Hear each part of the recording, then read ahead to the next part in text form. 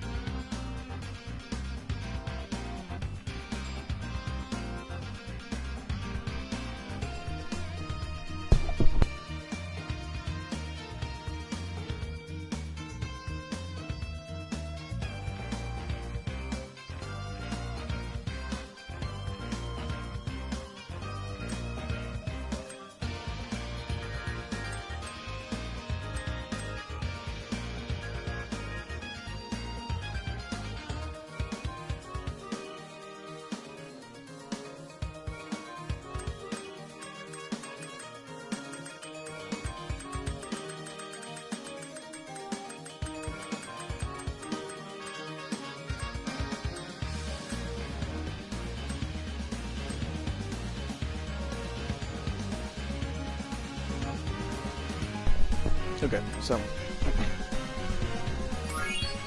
what it's gonna be is essentially, oh, hey man, or hey, sorry, again, have it.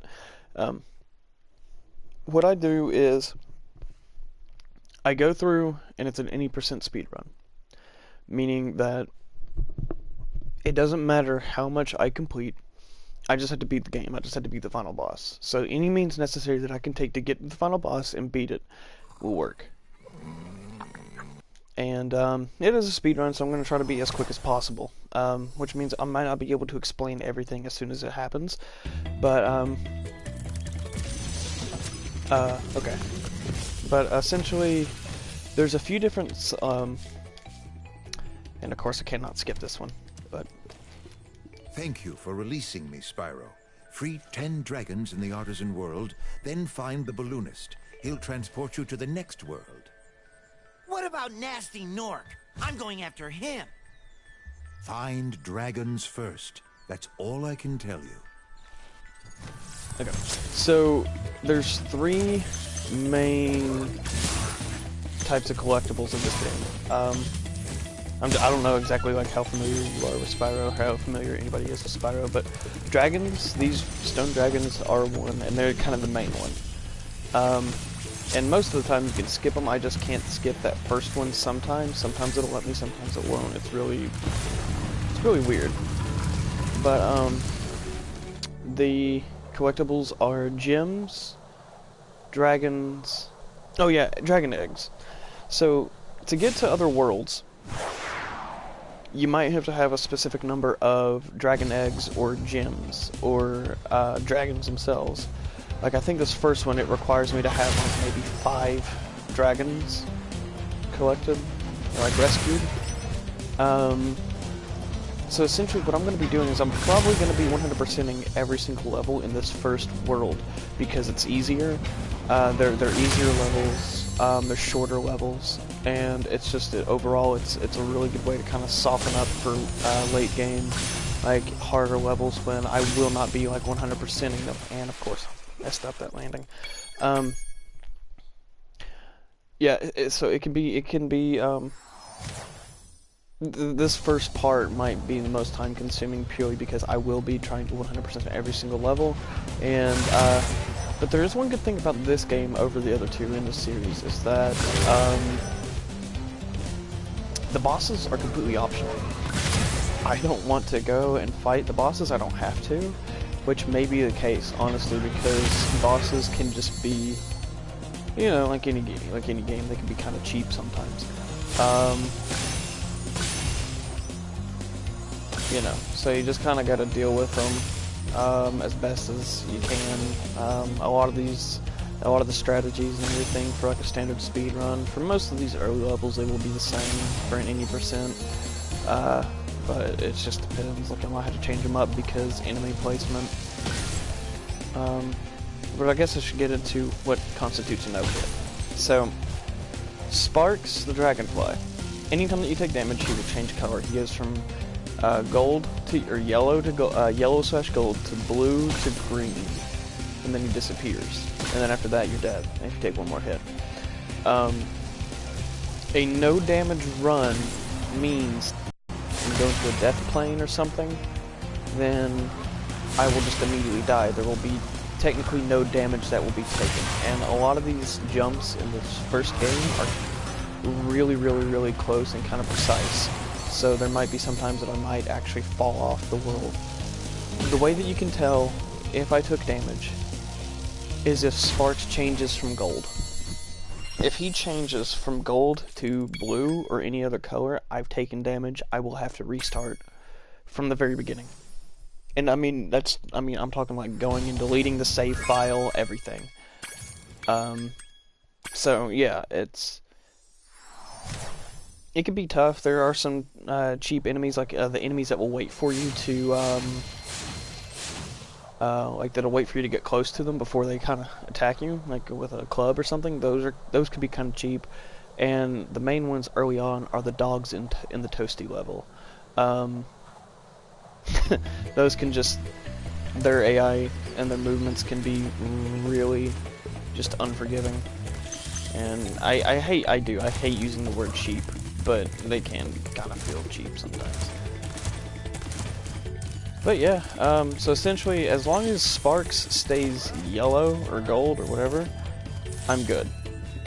If I fall off the world, and I mean, I'll know whenever I take damage, so I'll know if I need to reset.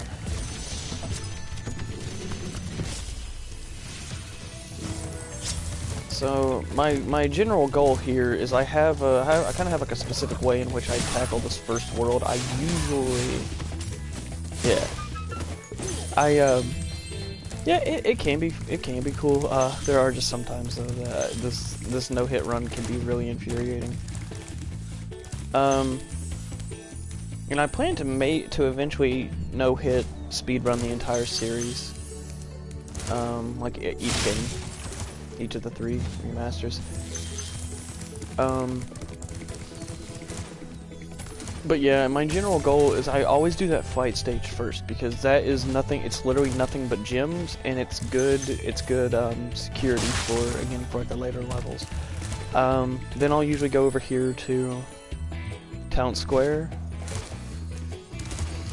because it's kind of the easiest one to do, honestly. Like, there's no real things, there's nothing here really that can damage me, because the bulls are really slow for being bulls, and then the matadors are not really a problem. If I take them out while the bull's chasing them, they won't even have a chance to attack me. So there's no real threats in this level. In Stone Hill, which is the first one technically that most people will go to, there are these shepherds there that can cause some issue if they swing early in their animation cycle, which I think they can swing any time, but sometimes there are a few frames that can be skipped just to cause them just to swing really early.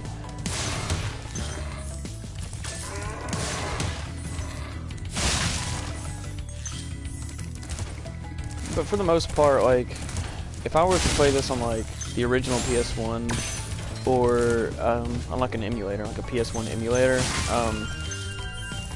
the amount of stuff that would be necessary versus what I could skip would be so insane, because I mean, you know, it was an older game. They weren't as optimized, honestly. I mean, they were not nearly as optimized, so there's like a lot of out of bounds that you could do simply by just walking into a wall at the right angle.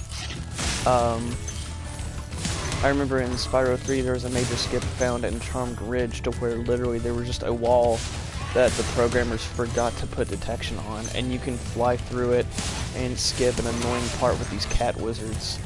And I think you can actually even get the super flame in that level early. So I mean, it's just, yeah, it would be a whole different story. But with this one, how much care and like detail and attention has gone into everything, making sure that these skips aren't possible. I mean, there are still some that are, but those are mainly just oversights. But yeah. And I'll show you another oversight, actually, in the second homeworld, if it's still here, which I think it might be. I don't think that they patched it out yet. But I remember getting this, the midnight release. Actually, technically, I think I got it like 2 whole days early, not just like the midnight release. I think it was like 2 days early that I got it. There was a thing that I remember seeing that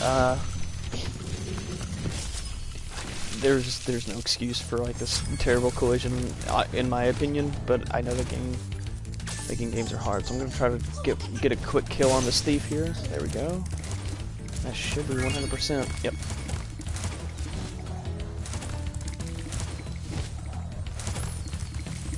So those egg thieves, if you're not familiar with Spyro, they appear in, I think, every game.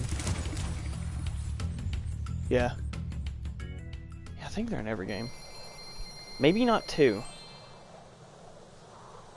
I could be wrong, but I don't think I remember them all that much in 2. But I think they appear in pretty much every game. They will run around a set path, and essentially just pretty much comes down to running down after them, getting close enough to where you can flame them, and then they'll drop whatever it is that they're carrying, whether it be an egg or what. So, I mean, they're simple enemies, but in Spyro 1, they really kind of made the paths of the egg thieves technically 2. Okay. Yeah, I was about to say, like, what is it? I know there's like maybe 2 levels or something in 2 that has them. I don't think that they're very common in 2. And they were in the speedways, weren't they? But anyways, yeah. Those egg thieves. What was I saying? Shady Oasis. Oh yeah, you are right. Shady Oasis. Forgot about that. And with as much as I've played Spyro 2, there should be no excuse for me to forget that one, honestly. But 3 is my favorite, so that's kind of excusable, I think.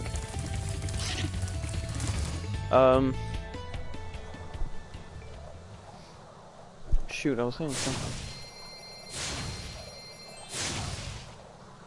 But yeah, we're just pretty much gonna go run through these levels completely, and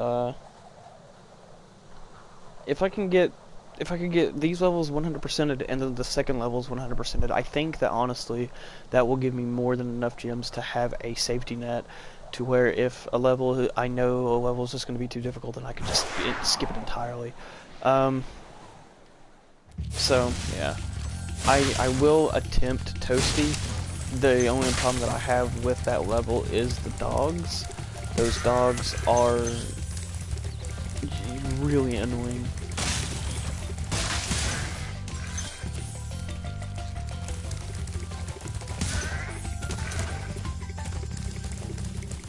Yeah, if you honestly, like, if anybody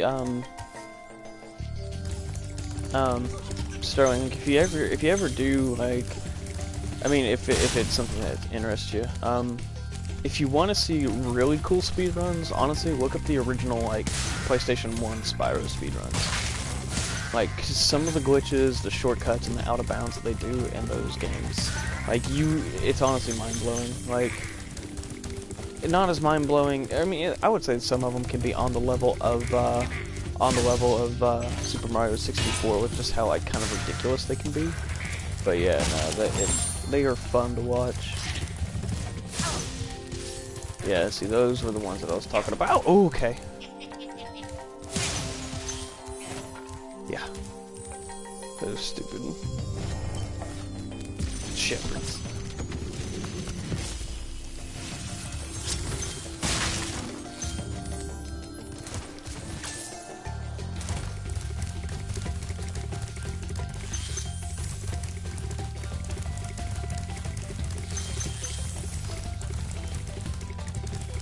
But if you do have a Switch, the Spyro port is actually really damn good. The only problem that I've had with it is there is like a little bit of lag.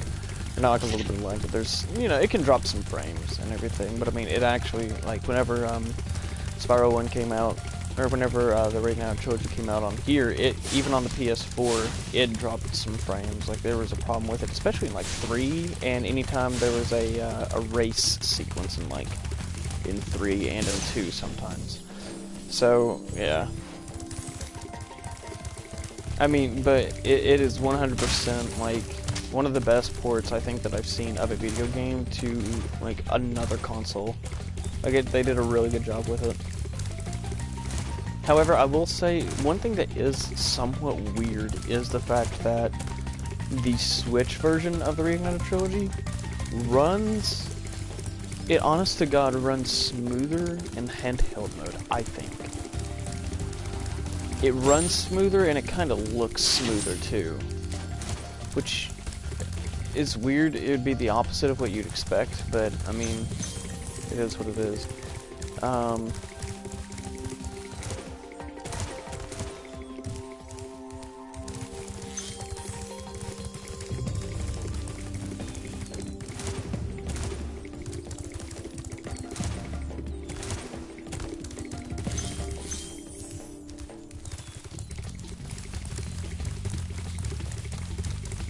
But yeah, I mean, if there's any questions, or if y'all just wanna talk or whatever, yeah. Because I can read your chat right here. I usually if I stream, I like to pull it up on my phone and have my phone kind of be like the chat relay. But with Spyro, since it is a speed run here, I figured it might be best if I just have chat pulled up.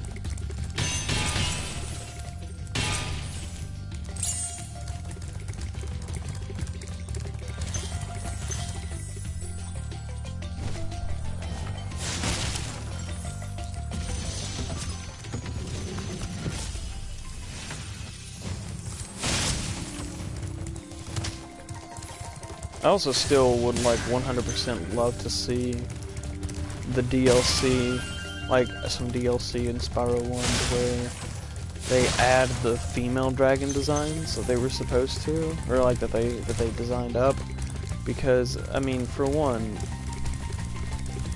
I don't think, like, I'm a major purist whenever it came to these remasters. I wanted everything to be just how it was with the original. But the original, the main reason why all the dragons were male is that they only had, the Insomniac crew, which was very small, I think less than 20 people, and eventually by the end of Spyro 1 was only down to like 12 people, only had guys in it. Like, there was only guys working on it, so to save money and everything, and time, they all got the guys there who worked there to do all the voice acting for them, which is completely understandable. But I feel like in the remaster, I don't think it would have been as much of a problem to maybe give some, you know, put in some female dragons in there, because the designs were just beautiful. Like, they all looked so good and so pretty and strong and everything. And I loved them all. I loved all the designs of the concept art for the female dragons that we saw. But I'm hoping that maybe they'll just do some DLC to where they add in like an extra world or something. And this one, it's all the designs of the female dragons that they just didn't use.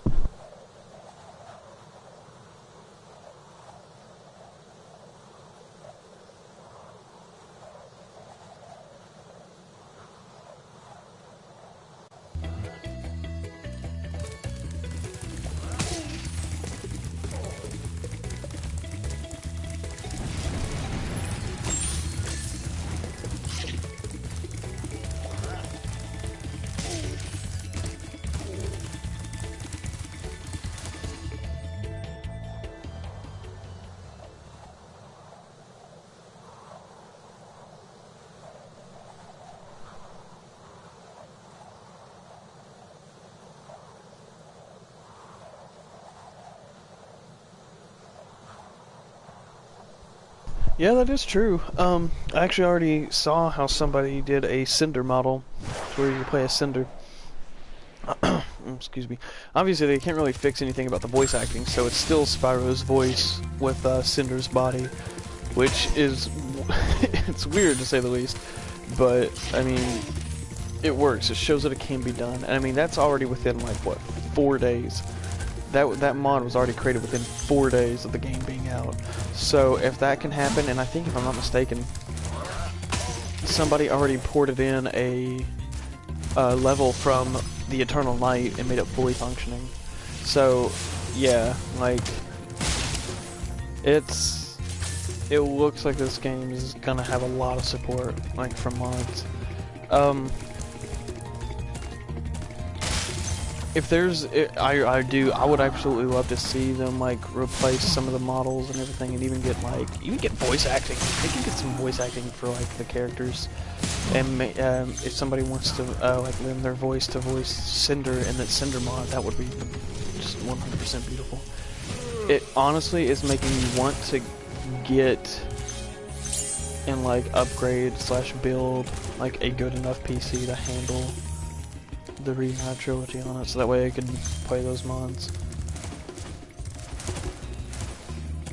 But I mean, at the same time, I also feel like Toys for Bob, like, come on, you can 100% like add like a Cinder mode, because I mean, just making her just make her playable. Don't make it like change up anything. Just let us play as Cinder.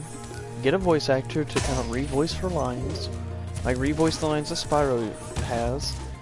And I mean, there you go. It's you know, not necessarily easy, but I mean, it can work. I feel like it would work. There doesn't need to be a in-universe explanation for why she's there. Just make it for fun. Don't listen to all these like really like vocal purists who are like, no, we can't have that. Like, just do it for fun. Like, heck, bring back Ember and I can't remember what the red one that was just pretty much Red Spyro was called. Ember and Flame, I think, right? Bring them back, make them playable. Stupid things, I don't know.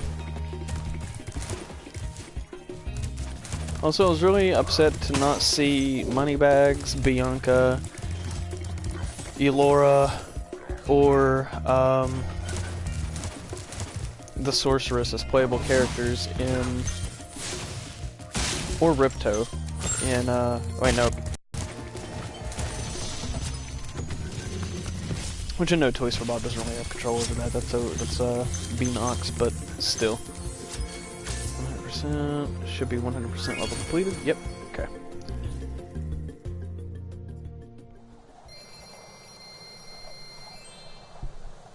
I'm gonna have to take it. I'm gonna have to probably maybe after I get hit, depending on what time it is, I may have to go and take a break and study. So I don't know, because I have a quiz. I think if I'm not mistaken, I have 2 quizzes on Monday. Which, yeah, whatever. It is what it is, but you know, still want to do good on them. But it's the first quiz with new professors, so first quizzes / tests are always trial runs for me to see how they teach, how they quiz, how they test. So.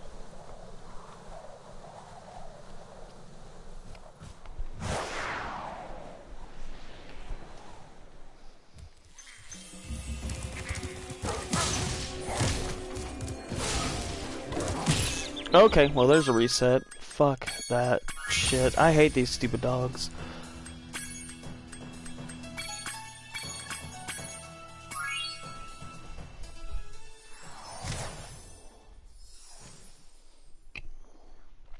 If I yeet those exams, I might not be allowed to come back to the class, because if I yeet it, I'm yeeting it through like a wall. So, I can't do that.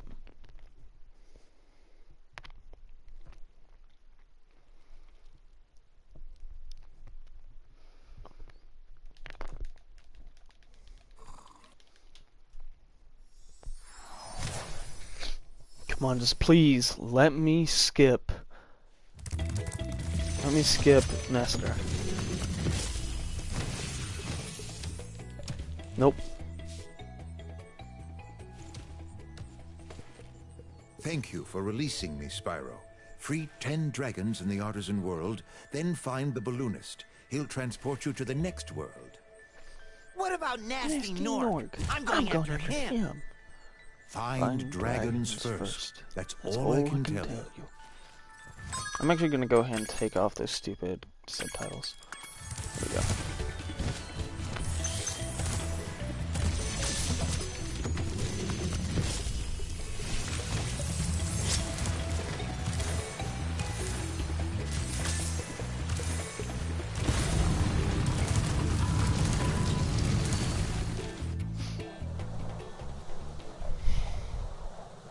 One day, I swear to God, one day I will complete this game without taking any damage.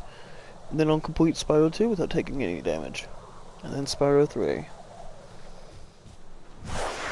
Which honestly, if I'm being 100% serious for Spyro 2, I'm gonna leave on that that permanent super flame cheat. Because that will make the game a lot easier and taking no damage, especially with the Gulp, because I don't know what it is about him, but he is really freaking difficult.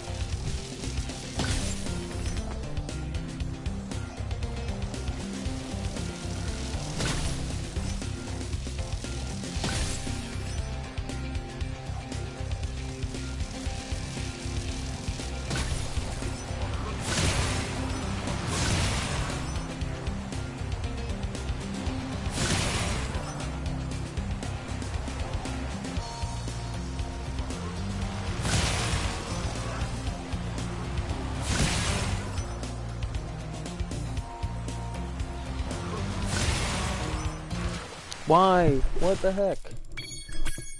I remember in the original, if you press triangle to drop down, you could immediately press it again to fly, to re-aim yourself. But in this one, I forget that you can't, and it's infuriating.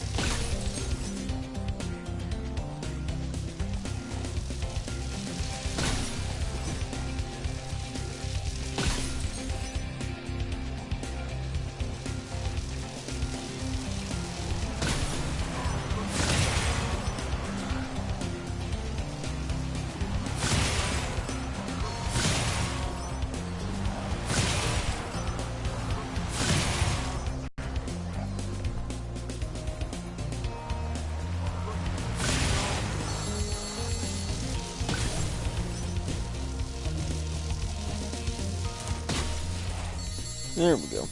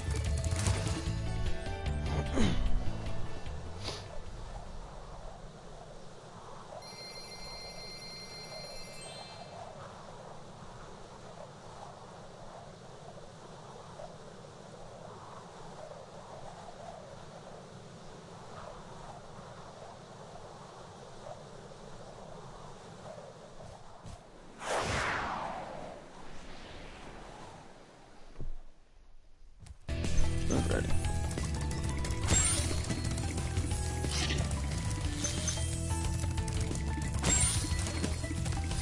It's funny because on my Switch playthrough, I haven't even been trying to do a no-hit run,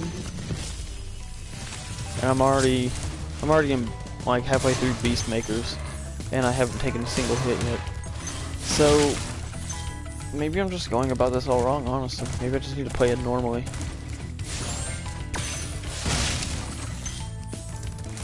Instead of getting into the mentality of I need to do a no-hit speed run, a no-hit any percent speed run.